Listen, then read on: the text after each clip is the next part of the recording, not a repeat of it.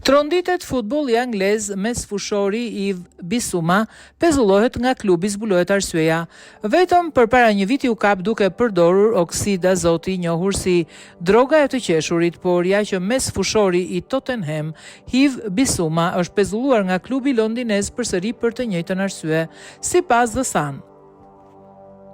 Tottenham hapi një hetim të ri pasi lojtari dyshohet se i dërgoi një video një gruaje që po konsumonte oksid azoti.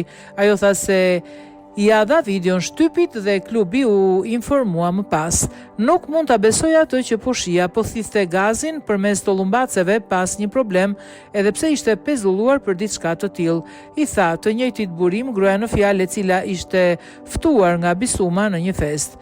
The Sun raporton se konsumimi i azotit, i dioksidit azotit, mund të shkaktojë dëmtime të trurit, depresion, humbje të kujtesës, mosmbajtje urinare, halucinacione apo dëmtime të tjera serioze.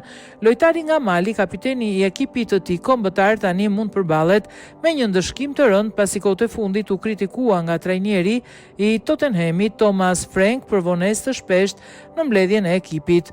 Është interesante edhe fakti se lojtari fshiu të gjitha referencat për klubin nga profili i tij në rrjetet sociale këtë sezon. 29 vjeçari nuk ka luajtur asnjë minutë. Sezonin e kaluar 2024-2025 ai u aktivizua në 44 ndeshje të Spurs duke shënuar 2 gola.